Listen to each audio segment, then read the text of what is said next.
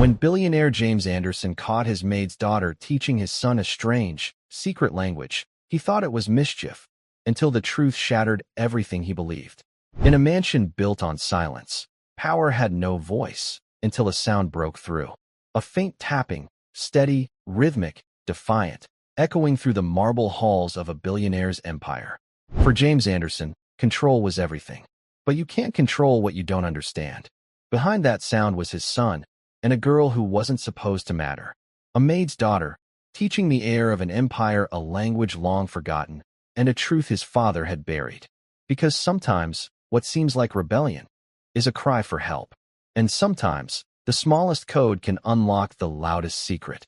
This isn't just a story about wealth and power. It's the story of how one sound shattered both and changed everything that came after. And before I forget, where are you watching from today? Leave a comment below. Enjoy the story. A strange, rhythmic tapping echoed through the billionaire's silent home. James Anderson was a man who controlled everything, but he could not control this sound. It was not music, and it was coming from the one place he felt he had no control at all, his son's wing of the house. James loosened his silk tie. He had just returned from a 12-hour negotiation in Chicago. The deal would make him another $100 million. It should have made him happy, but the victory felt hollow. The tapping sound was faint, but it irritated him. A persistent, patterned sound. His 17-year-old son, Matthew, was supposed to be studying. James walked across the cold marble floor of the entryway. The house was a masterpiece of glass and stone, overlooking the city lights. But it was not a home. It was a statement. The staff had already gone for the evening, except for his maid, Emily Hayes. She was likely in the kitchen, preparing for the next day. The sound grew slightly louder as he approached the west wing. It was a stubborn, precise sound. James felt a familiar knot of anger tighten in his stomach. Matthew was failing. Not just one class, but 3. His tutors were all baffled. They said Matthew was bright, but he was profoundly disengaged. James had given his son everything. The best schools, a car worth more than a small house, a future that was guaranteed. And in return, Matthew gave him silence, bad grades, and a sullen look that bordered on hatred. James had a board meeting in Tokyo tomorrow. He did not have time for this. He expected to find Matthew in his bedroom, staring at a phone or a computer. But the sound was not coming from Matthew's room. It was coming from the old study. James paused. No one used the study. It was a dark room, filled with his own father's old books. James pushed the heavy oak door open without knocking. The scene inside stopped him cold. His son, Matthew, was not at the desk. He was sitting on the floor. His long legs were crossed, and his back was against an old leather armchair. And in front of him, sitting on a small footstool, was a 12-year-old girl. James recognized her immediately. Sophie Hayes, the maid's daughter. A wisp of a girl with bright blonde hair pulled back in a simple ponytail. She was supposed to be in the kitchen with her mother, Emily, doing her homework. They were not talking. They were staring at each other intently. Sophie held a small, polished wooden ruler. With a pencil, she was tapping a rapid, complex pattern against the leg of the footstool. Matthew held a legal pad on his knee. He was not looking at the girl. He was listening, his head bowed. He scribbled furiously on the pad. He finished writing, then tapped his own pencil, much more slowly, on the cover of his notebook. Sophie listened, nodded, and then began tapping her faster, more confident rhythm. "What is this?" James asked. His voice was not loud, but it cut through the silence like a knife. Matthew jumped, his head snapping up. The legal pad slipped from his knee and clattered to the floor. When he saw his father, his face flooded with a dark, familiar red. It was not guilt. It was rage. "Get out," Matthew hissed. Sophie Hayes did not jump. She simply stopped tapping. She turned her head and looked at James. Her eyes were clear and calm. There was no fear in them. It was the same look she gave him when she passed him in the hall, a look of simple, polite acknowledgement. It unnerved him. "I asked a question," James said, his voice dangerously low. He stepped into the room. "It is 6 o'clock. You are failing trigonometry. Your SAT exams are in 3 months. And you are in here, playing games with the maid's daughter?" The words were meant to sting Matthew, but they also stung the girl. James did not care. He saw the legal pad on the floor. He gestured to it. "It's not a game," Matthew said, scrambling to his feet. He was tall, like his father, but he slouched. He always slouched. as if the weight of his own life was too much to carry. Then what is it? James challenged. A new way to waste your time? You've already mastered all the old ones. It's none of your business. Matthew shouted. When your grades are so low that Northwood Prep calls me personally, James said, stepping closer. Everything you do is my business. You are an Anderson. You will not embarrass me. It's not embarrassing. Matthew gestured wildly at the girl, who still sat quietly on the stool. It's Morse code. James stared. Morse code? Like in old war movies? That's what you're doing. It's a language, Dad. Not just sounds. It's a dead language. It is useless, James said flatly. He looked past his son to the girl. She was watching him, her hands folded in her lap. And you, he said to Sophie, you should be with your mother. Not distracting my son. I'm not distracting him, Sophie said. Her voice was soft, but clear. It did not tremble.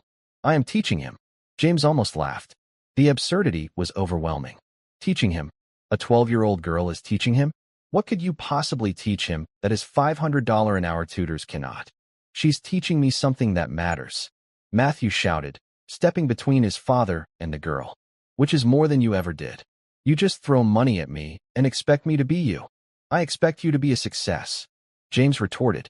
Not a failure who plays secret games in the dark. The two of them stood inches apart. The father, a fortress of power and tailored suits.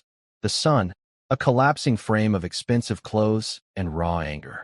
I hate you, Matthew whispered. The words were quiet, but they hit James harder than any shout. Matthew shoved past him, slamming his shoulder into James's chest. He ran out of the room. James heard his heavy footsteps pounding down the hall, followed by the slam of his bedroom door. The study was silent again, except for the hum of the air conditioning. James was left alone with the maid's daughter. He was shaking, not just from anger, but from the word hate. He looked at the girl. She had not moved. She was the calm center of the storm. What did you do to him? James asked, his voice low. He felt a sudden, sharp suspicion. What was this about? Was the girl's mother, Emily, behind this? Was this some play for money? I didn't do anything, Mr. Anderson, Sophie said. She stood up from the stool. She was small for her age. He has changed, James said, thinking aloud. He is worse than ever. He is failing. He is defiant. And now he is learning this nonsense from you. It isn't nonsense, Sophie replied. What is it then? James bent down and picked up the legal pad from the floor. He looked at the page. It was covered in neat columns. On one side, letters of the alphabet. On the other, patterns of dots and dashes. Below that, Matthew had been practicing, writing out words and their corresponding code. James saw the last line Matthew had written. Do not forget. James read aloud, his voice sharp with suspicion. What is this? What are you planning? We are not planning anything, sir, Sophie said calmly. Then why this? Why Morse code? The girl looked at the pencil and ruler in her hand, then back at James. My great-grandfather was a soldier, she said quietly. A legendary war veteran.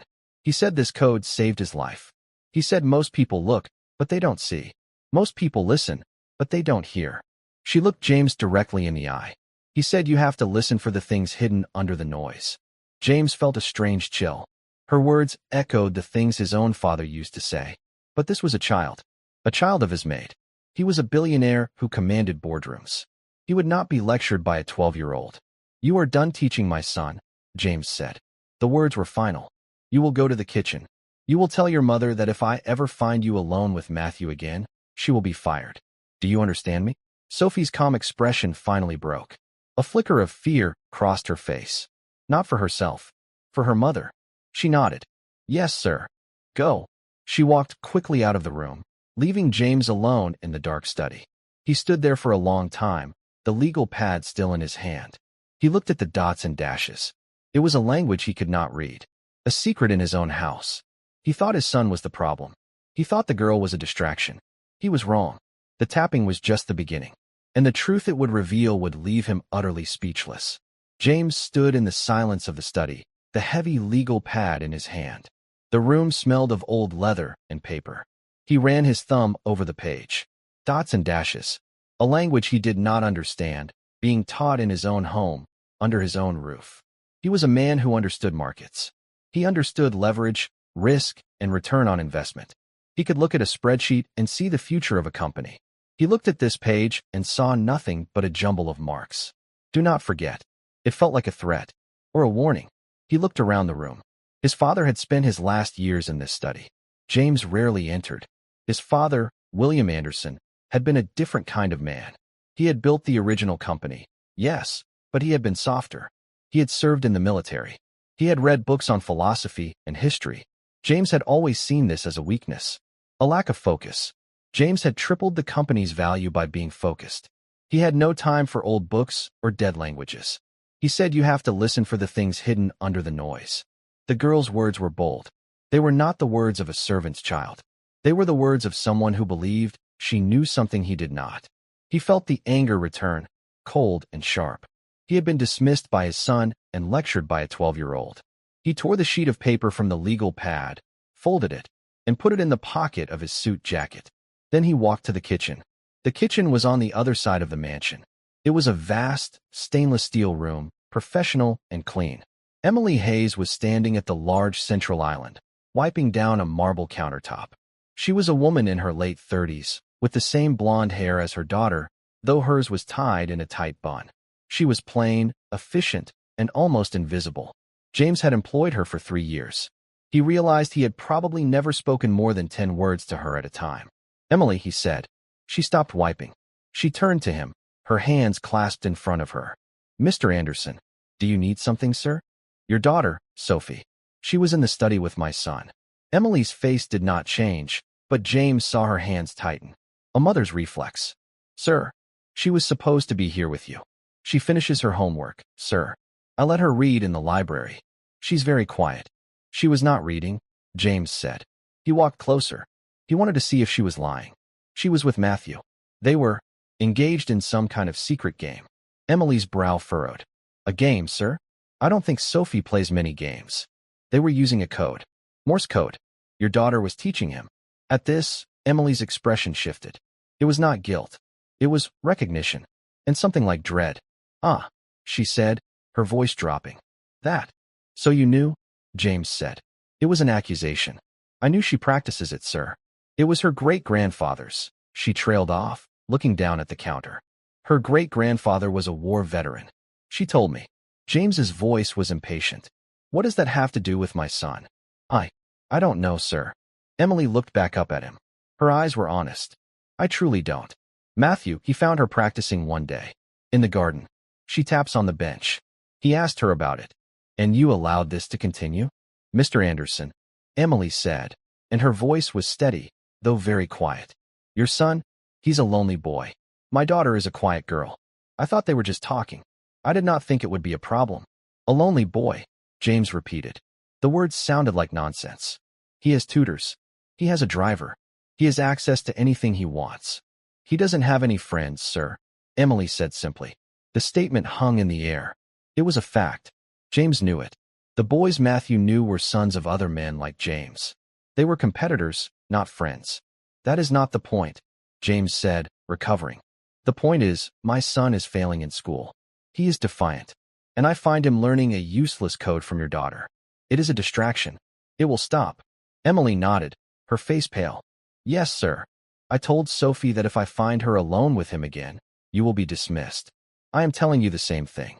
He watched her absorb the threat. He saw the slight tremor in her hands. She was a single mother. She needed this job. He knew it, and she knew he knew it. This was leverage. This was a language he understood. I understand, Mr. Anderson. It will not happen again, she said. Good. He turned to leave. Sir. He stopped and looked back. It isn't useless, Emily said. She was looking at the floor. The code. It isn't useless. It is to me. And it is to my son's future. My grandfather, Sophie's great-grandfather. He was a prisoner of war. For 2 years. He was in a cell, alone. The man in the next cell, he was an officer. They never saw each other. But they used the code. They tapped on the wall. Just dots and dashes. James was silent. It's how they stayed alive, Emily said, her voice thick with an old, inherited pain. It's how they told each other to be strong. It's how they knew they were not alone. To my family, it is not a game. It is a promise. That you can be in the darkest place, and you can still find a way to speak. And someone will hear you. James looked at the woman. She had never spoken this much to him in 3 years. He had wanted to intimidate her. He had succeeded. But she had also, in her quiet way, shamed him.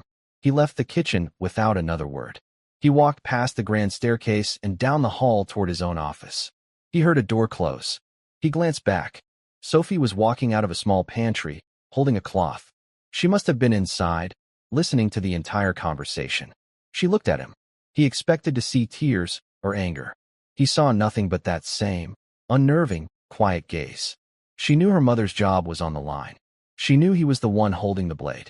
And she just looked at him, as if he were a puzzle she was trying to solve. Then she walked over to her mother in the kitchen. James went into his office and shut the door. He sat at his desk, a single, massive piece of polished obsidian. His flight to Tokyo was in 8 hours. He had a video call with the board in 20 minutes. He opened his laptop. He saw the quarterly projections. He saw the market analysis. But in his mind, he saw his son's face, twisted with hatred. I hate you. He saw the legal pad. Do not forget. And he heard the maid's story. It's how they knew they were not alone. James felt a sudden, strange, and deeply unpleasant emotion. It was a cold spike of doubt. He looked at the bookshelf across the room. It was filled with his own books. Business strategy, biographies of other billionaires, economics. But on the bottom shelf, dusty and untouched, were his father's books. Old, leather-bound volumes. History, poetry, and a thin, dark blue book. The official Signal Corps Manual. 1943. James stared at it. He had not seen that book in 30 years. His own father, William Anderson. He had been a signalman in the war. James had forgotten. He had actively, purposefully, forgotten. He canceled his board meeting. He told his pilot to delay the flight to Tokyo. He walked to the bookshelf, pulled the dusty book from the shelf, and sat back down at his desk. He opened it. The first page was a chart. A dot dash, B dash dot dot dot, C dash dot dash dot. He pulled the folded paper from his pocket. He spread it out on his desk, next to the keyboard. He began to translate. He looked at the folded paper, then at the open manual. The official Signal Corps Manual. 1943. His father's book. James had not just forgotten his father was a signalman. He had buried the memory. It did not fit the narrative. James Anderson, the billionaire, was self-made. He had taken his father's modest company and forged an empire. His father, William, was the past. A softer, weaker time. James looked at the legal pad paper again. He smoothed it out. At the top of the page, Matthew had practiced the alphabet, his handwriting sloppy but determined. Below the alphabet were practice words. James saw SOS. 3 dots, 3 dashes, 3 dots. He saw help. A chill ran up his spine. This was not a game. It was a plea. Then he looked at the last line, the one he had overheard. He ran his finger along the page, translating letter by letter. Do not forget. Forget what? He thought back to the conversation in the study. Sophie's words. My great-grandfather was a soldier. A legendary war veteran. He said this code saved his life. He thought of Emily's words in the kitchen. He was a prisoner of war. For 2 years. It's how they knew they were not alone. James felt a deep, unfamiliar discomfort. He was a man of action. When a problem arose, he fixed it. He cut the limb.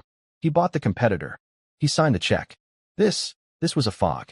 It was an emotion. He looked at the word help, written in his son's hand. He felt a spike of anger. The girl. This Sophie Hayes. She was filling his son's head with this melodrama, this history, this weakness. She was the problem. The connection had to be severed. Cleanly and completely. He closed the manual. He would not show his son that he had translated the code. That would be admitting it had value. He would solve this the way he solved everything. With authority. In his room, Matthew was lying on his bed, staring at the ceiling. His room was a catalog of expensive objects. A virtual reality headset, still in its box.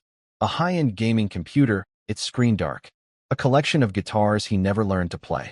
Each one was a monument to his father's attempts to purchase a personality for him. He felt the rage burning in his chest. It was a familiar fire. But underneath it was a cold, desolate emptiness. When he was in the study with Sophie, the silence was different. It wasn't empty. It was full. He was learning something. Something real. Something that connected him to something. A history. A person. His father had burst in and shattered it. He had insulted Sophie. He had called Matthew a failure. Matthew got up and walked to his window. His room was in the west wing. It overlooked the vast, dark gardens. Far across the lawn, he could see the warm lights of the kitchen. He knew Sophie and her mother were in there. He pictured Sophie's face. That calm, quiet intelligence. She had been afraid. Not of him, but of his father. Because of him. He picked up his phone. The screen lit up, showing a dozen unread texts from people he barely knew. He had no one to talk to. He threw the phone onto the bed. He clenched his fist. He thought about the code. He went to the window and pressed his finger against the cold glass. He tapped out a slow, desperate rhythm. 3 short taps. 3 long taps. 3 short taps. SOS. It was a silent message, sent into the darkness. He knew no one could hear it. He knew no one was listening. In the kitchen, the silence was heavy. Sophie was sweeping the floor, her small hands tied on the broom. Emily was polishing a set of silver goblets, her movements quick and angry. The metal clinked against the marble counter. "You heard him," Emily said. Her back was to her daughter. "Yes, Mama. You will not go near Matthew again. You will stay in this kitchen, or you will stay in our apartment above the garage. Nowhere else. Do you understand me?" "He'll fire you," Sophie said. It was not a question. It was a fact. "He will," Emily said, stopping her work. "And we have nowhere to go. This job, this is everything, Sophie. This is your school. This is our home." "It's not fair," Sophie said, her voice small. "Matthew, he just wanted to learn. He's sad. Fair doesn't matter to men like Mr. Anderson," Emily said bitterly. "Power matters. He has it. We do not. We are the help, Sophie. You must never forget that. Great-grandpa was just help, wasn't he?" Sophie asked, leaning on the broom. "He was just a private. But he was smarter than the officers. He knew the code. And he ended up a prisoner of war." Emily snapped, turning around. Her face was harsh. "He survived, yes. But he came back broken. This is not a storybook, Sophie. This is our life. You will obey Mr. Anderson." "He wasn't broken," Sophie whispered after her mother had turned back to the silver. "He was just quiet." James left his office. He felt resolved. He had a new plan. He would reassert control. He walked down the hall to Matthew's room. He did not knock. He pushed the door open. Matthew was still standing by the window. He turned, his face a mask of hostility. "What do you want now?" "We are going to fix this," James said. His voice was the one he used in the boardroom. Decisive. Final. "Fix what?" "Fix me." Matthew laughed, a short, harsh sound. "You've been trying to fix me for 17 years. Your grades. Your attitude. This, melancholy," James said, waving his hand dismissively. "I am canceling my Tokyo trip." Matthew's head snapped up. He looked genuinely surprised. "What? I am staying here. We are going to find you a new school. A better one." "A new school? I'm halfway through my junior year." "This one clearly isn't working," James said, walking into the room. "I'll call the board at Northwood. We'll find a place. A wilderness program. A boot camp. Something to build character." "A boot camp?" Matthew's voice cracked with disbelief. "You want to send me to a boot camp? Because I was learning Morse code. Because you are failing," James shouted, his composure finally breaking. "Because you look at me with contempt. Because you spend your time with the staff instead of preparing for your future. You are an Anderson.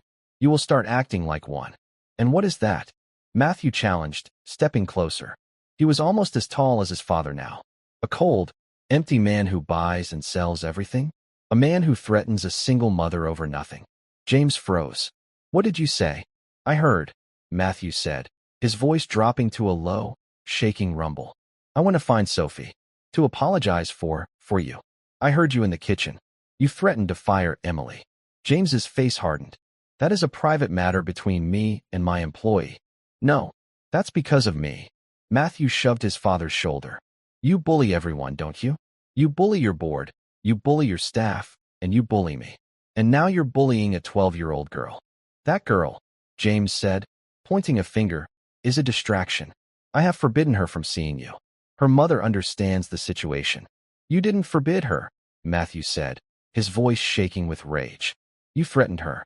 You threatened their home. I did what was necessary." "You're a coward," Matthew whispered. James slapped him.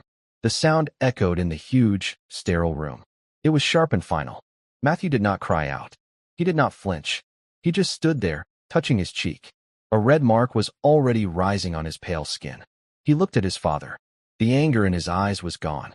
It had been replaced by something worse. A cold, dead certainty. "You will never, ever understand," Matthew said quietly. He walked past his father, out of the room. "Matthew, where are you going?" James yelled, moving after him. Matthew didn't answer. He ran down the hall, taking the grand staircase 2 steps at a time. "Matthew, stop. The gates are locked," James bellowed, following him. James reached the massive front door. It was standing open. He looked out into the night. He saw Matthew disappear around the side of the house, heading for the service path that led to the gardens and the garage. James stopped in the doorway. He was breathing hard. His hand was stinging. He had just hit his son. He hadn't done that since Matthew was a small child. He looked at his hand. The hand that signed billion-dollar deals. The hand that crushed competitors. He had lost. In his own home, he had lost all control. The night was cold. He heard the wind in the trees. And then he heard another sound. A faint, rhythmic tapping. It was not a pencil. It was metal on metal. It was coming from the direction of the garage. James felt a cold dread. He ran out the door, across the lawn, into the night. James ran, his expensive leather shoes sinking slightly into the soft, perfectly manicured grass. The night air was cold. It cut at his face. He felt the sting of his own hand, the echo of the slap. He felt the blood pounding in his temples. He was a man who solved problems. He was running toward a problem, and he would solve it with fire. The sound got louder as he neared the large, detached garage. It was a structure that looked more like a modern art gallery than a place to park cars. Above it was a modest 2-bedroom apartment for the senior staff. For Emily and her daughter. The tapping was sharp. Clack, clack, clack, clack. It was metal on metal. James rounded the corner of the building. And he saw him. Matthew was not in the garage. He was standing on the gravel path beside it. He had picked up a small, heavy wrench from a nearby gardening cart. He was standing directly below the apartment window, reaching up and tapping the code onto the metal drain pipe that ran up the side of the wall. He was communicating with the girl, directly defying him. "Matthew!" James roared. His voice echoed off the stone wall. Matthew stopped tapping. He turned, his face pale in the light from the house. He held the wrench in his hand, gripping it like a weapon. "Go away," Matthew said. His voice was low and shaking. "You put that down. You are coming back to the house. Right now." James advanced on him. "No. I am not going to tell you again, Matthew. This ends now. You are done with this fantasy. You are done with that girl." A light flicked on in the apartment above them. A window slid open. "Matthew!" Sophie's small voice called down. She leaned out the window, her blonde hair catching the light. She looked small and frightened. "Sophie, go inside. Lock your door." Matthew shouted up at her. "Sophie, get your mother," James commanded. The girl disappeared from the window. "You see what you've done?" James said, jabbing a finger at his son. "You've brought this chaos into my home. You've dragged these people into it." "I brought this." Matthew laughed, a truly broken sound. "You did this. You couldn't stand it.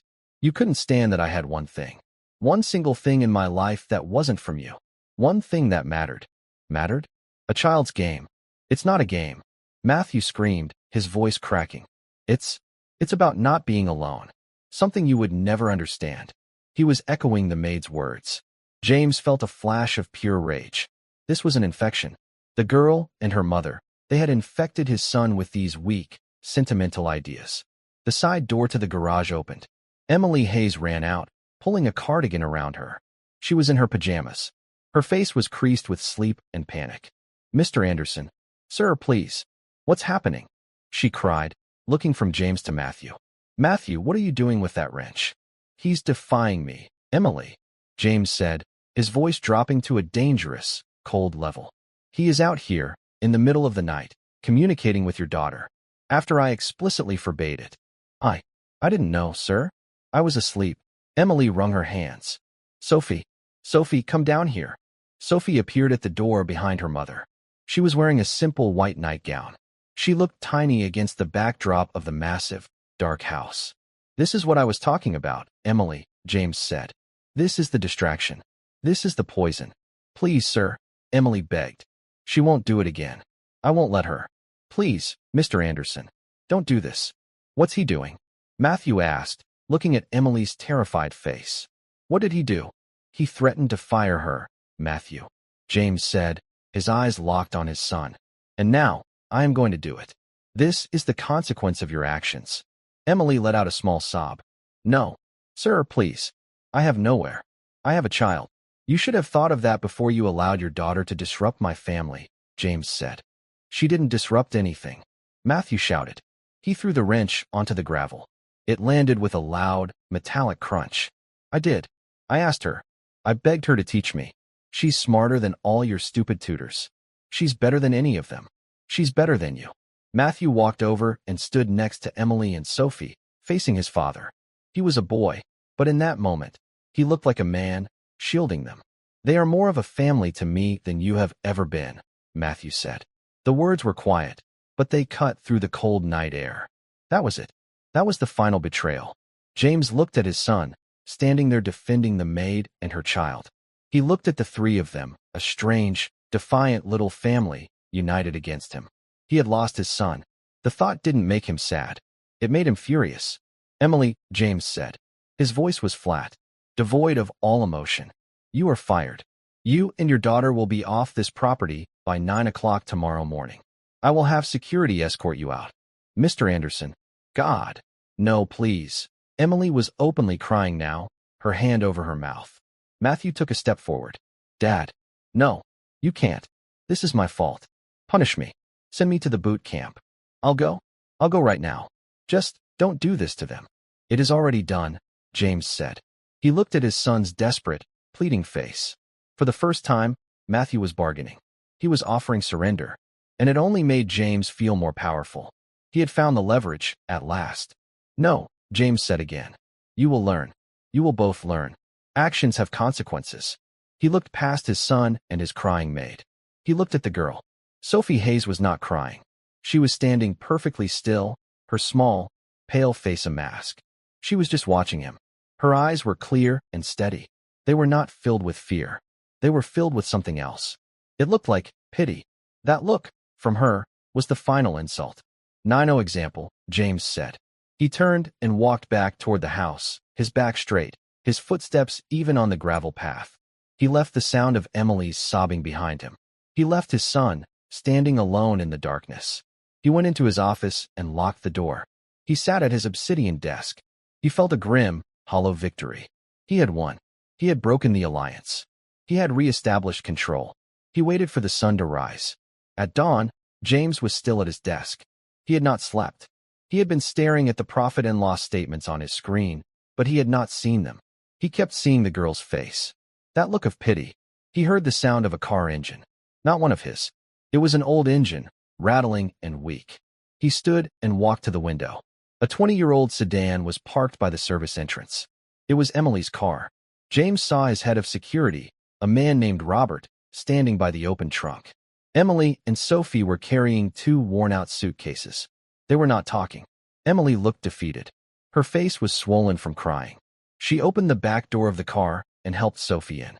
James watched as his son, Matthew, came running out of the house. He was wearing the same clothes as last night. Wait, wait, Matthew yelled. He ran to Emily. He was holding something. An envelope. Emily, please, Matthew said. He was out of breath. He tried to press the envelope into her hand. It's all I have. It's $2,000. It's my allowance. It's all in cash. Please, take it. Emily shook her head, pushing his hand away. I can't, Matthew. I can't. Please. It's my fault. It's all my fault. Take it. Find an apartment. No, a small voice said.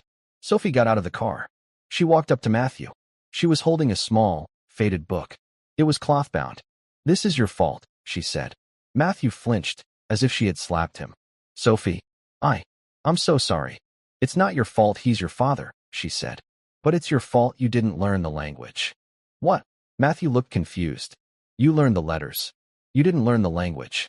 It's not just for help. It's for truth. She held out the book. This was my great-grandfather's. It's his journal. From the prison camp. Sophie, I can't take that, Matthew whispered. You have to, she said. Page 54. My great-grandfather. He wasn't the only one in his family who knew the code. His captain knew it, too. The captain was a young man from a rich family.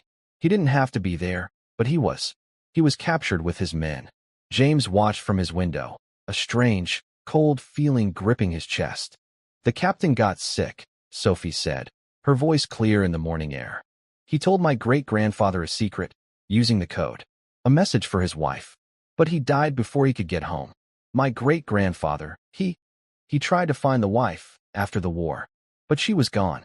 He said the message was a burden. A promise he couldn't keep. She pushed the book into Matthew's hands. What was the message? Matthew asked. It's on page 54, Sophie said. It's not that hard to translate, if you're not a coward. She looked up, past Matthew, past the security guard, and straight at the window of James's office. She knew he was there. She had known all along. She was looking right at him. Goodbye, Matthew, she said. She got back in the car. Emily gave Matthew one last, sad look and got into the driver's seat. The car started, sputtered, and then slowly rolled down the long driveway. Matthew just stood there, holding the book. James watched until the car was gone. He looked at his son, a lone figure on the massive, empty driveway. He was filled with a sudden, terrible feeling. A legendary war veteran. A young captain from a rich family. A secret message. He said you have to listen for the things hidden under the noise. James turned from the window. He walked to his desk. He pulled open the drawer and took out his father's signal corps manual. He unlocked his office door and walked out to find his son. James walked across the gravel. His footsteps were loud in the quiet morning. Matthew did not turn around until his father was only a few feet away. When he saw his father, his eyes were cold. Come to make sure I don't go with them? Matthew asked. His voice was raw. Don't worry. They wouldn't have me. Matthew, James said. He stopped. He did not know what to say. The words, I'm sorry, were foreign. They were stuck in his throat, a language he had never learned. So he held out the thin, dark blue book. The official Signal Corps Manual. 1943. Matthew stared at the book. What is that? It was your grandfather's, James said, his voice quiet. William Anderson. He was a signalman. In the war. Matthew's gaze flickered from the manual to the faded journal in his own hands. He looked back at his father, his expression a mixture of confusion and deep, weary suspicion. Why are you showing me this? Matthew asked. Page 54, James said. It was not a request. It was a statement of shared purpose. The girl, Sophie, she said, a captain, a rich captain. Comprehension dawned slowly on Matthew's face. You think. I don't know what I think, James said, and it was the most honest thing he had said in years. But I intend to find out. We will use the study. He did not wait for an answer. He turned and walked back to the house.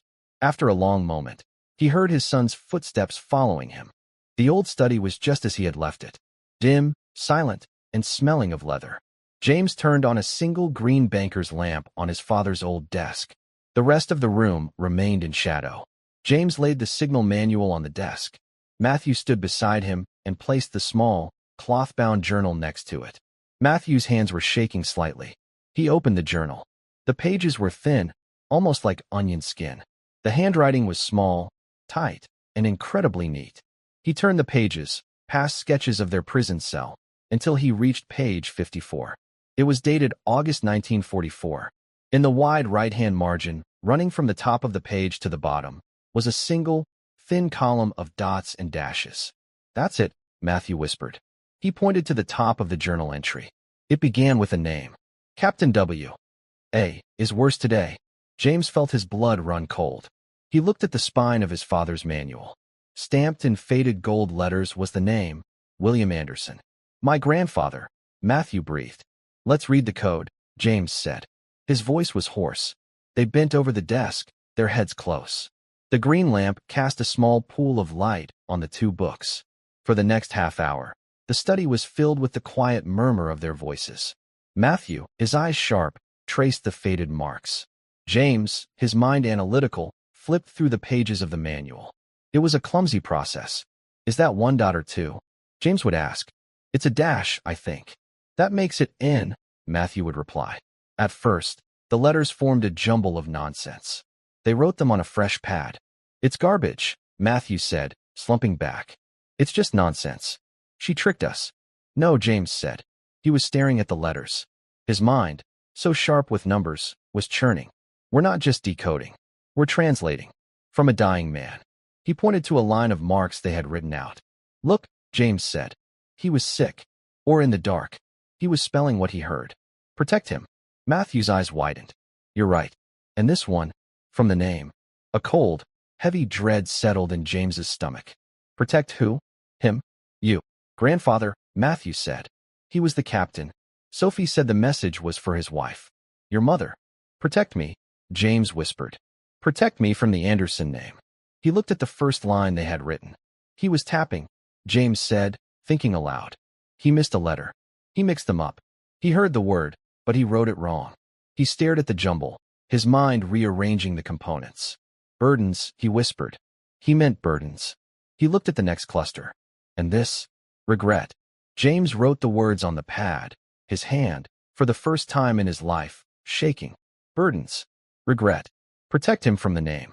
James slumped into his father's leather chair. It sighed under his weight. He was a boy of 17 again. He remembered his father, William. A quiet man. A sad man. A man who sat in this very study, staring at the walls. James had hated his father's sadness. He had seen it as weakness. He had promised himself he would be stronger. He would build the Anderson name into something powerful, something that could never be broken. And in doing so, he had become the very thing his father had died regretting. He had become the burden. The name. He had threatened a single mother. He had hit his own son. He had driven away the only person who had ever connected with Matthew.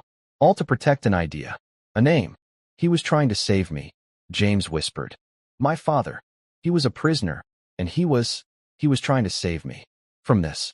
From what I would become. He looked at his son. Matthew was not looking at him. He was looking at the wall, at a framed photograph of William Anderson. A young man in a crisp army uniform, smiling. He wasn't a captain, Matthew said quietly. I looked him up once. Your father. He was a private. Just like Sophie's great-grandfather. James looked up, confused. What? But, Sophie said. A rich captain. She lied, Matthew said. Or, she told a different story. To make you listen. Then who was the captain? James asked. I don't know, Matthew said. Maybe there wasn't one. Maybe it was just two men. Two privates. In the dark. Tapping on a wall. And one of them was your father. And one of them was her great-grandfather. The truth landed. It was heavier and simpler than any story. There was no rich captain. There was just a man, John Hayes, who had kept a promise for over 60 years. He had held the secret of his friend, William Anderson. A secret he passed down, a burden, until his great-granddaughter, a 12-year-old girl, finally delivered the message. Not to the wife, but to the son and the grandson. James Anderson, the billionaire, the titan, the man who controlled everything, put his head in his hands. He did not make a sound, but his shoulders shook. He was, for the first time in his adult life, utterly and completely speechless. Matthew stood in the study, watching his father. He had never seen him cry. He had never seen him look anything but powerful and certain. Now, the man who controlled half the city's skyline looked broken. He was just a man, sitting in his dead father's chair, his face buried in his hands. Matthew did not move. He did not speak. He felt the anger that had lived in his chest for years, a hot, solid stone, finally begin to dissolve. It was replaced by a strange, quiet understanding. After a long time, James lifted his head. His eyes were red. He looked older. He looked at his son. I have to find them, he said. His voice was a rasp. And say what? Matthew asked. He was not being cruel. It was a real question. I don't know, James said. He stood up from the desk. He was unsteady. But, I have to start. He picked up the phone on his desk. But he did not call his pilot. He did not call his lawyers. He called his head of security. Robert, he said. It's James. I need you to find Emily Hayes. She's in a 20-year-old sedan. Yes. I need you to find her now. Use every resource. Traffic cameras, toll booths. Do not let her get on a bus. Do not let her check into a motel. Find her. And Robert. James paused. He looked at Matthew. When you find her, be polite. Be respectful. Tell her I am coming to see her. That's all. Call me the instant you have eyes on her. He hung up. He grabbed his car keys from the desk. Let's go, he said to Matthew. Go where? We don't know where they are. We'll drive, James said. We'll be ready when he calls. I am not sitting here. They got into the black Bentley, the same car James used for his most important meetings. But this time, James got in the driver's seat. His chauffeur was not there. Matthew sat in the passenger seat. It was the first time in as long as Matthew could remember that they had been alone in a car together, just the two of them. James pulled out of the long driveway and onto the main road. He drove, his hands tight on the wheel. The silence was heavy, but it was not angry anymore. It was a new, uncertain silence.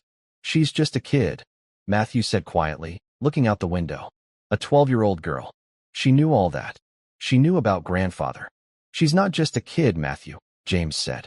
"She's the great-granddaughter of a man who kept a promise for 60 years. She's extraordinary. And I treated her like a problem, a distraction." James's knuckles were white on the steering wheel. "What I did to her mother.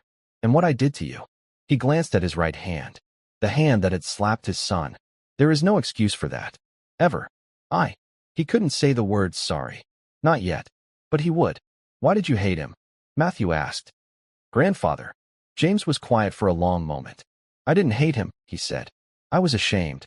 He was so quiet. After he came back from the war, he was just sad. He would sit in that study for hours. "I thought he was weak. I thought the Anderson name he gave me was weak. I spent my whole life trying to be the opposite. Strong, loud, in control." "He was in a prison camp for 2 years, Matthew said. "He wasn't weak, Dad. He was just done fighting. He was trying to tell me not to start," James whispered. "And I didn't listen." The car phone buzzed. James put it on speaker. "Robert, go." "Sir, we found them." The car broke down about 20 miles outside the city.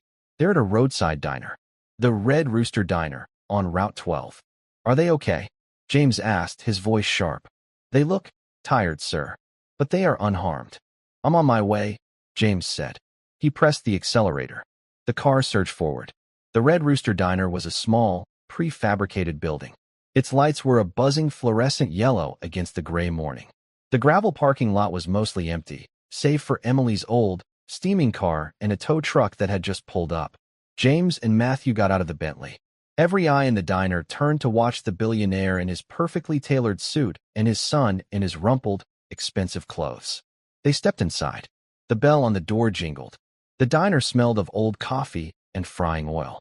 Emily and Sophie were in a booth by the window.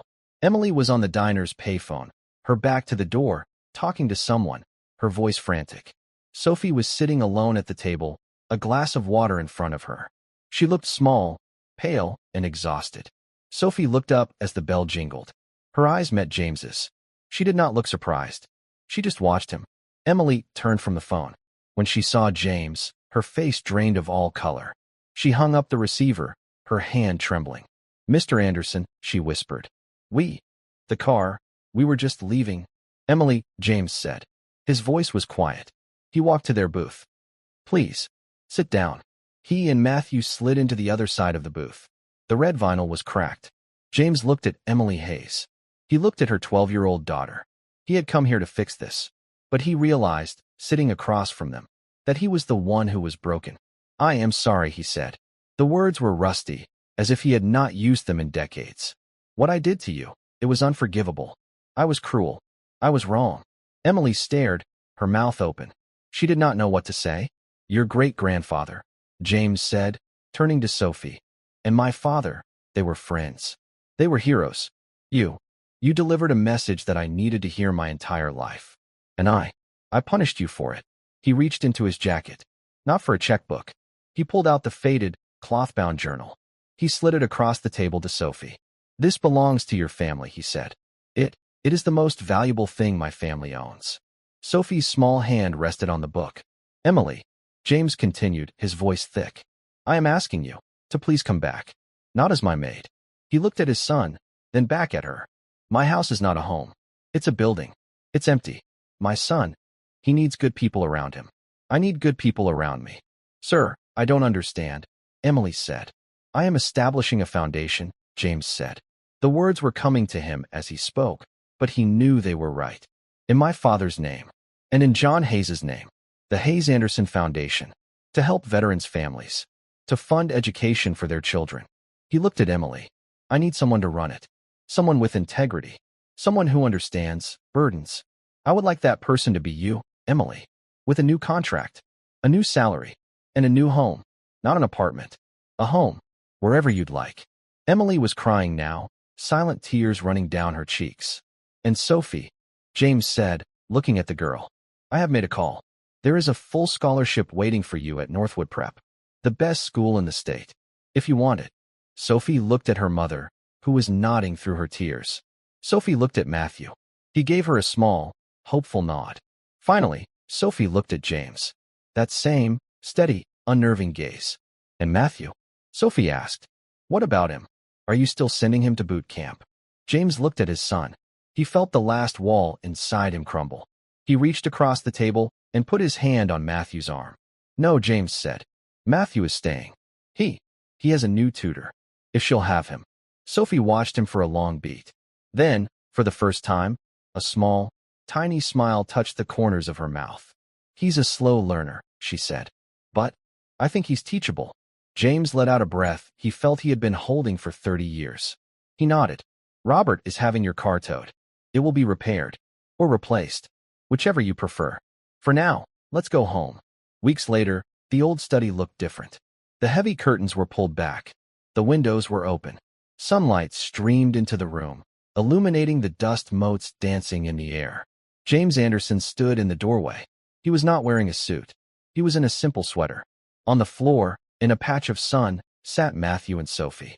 Between them was an old-fashioned Morse code practice key, which James had found in his father's desk. Matthew was tapping a slow, careful rhythm. ...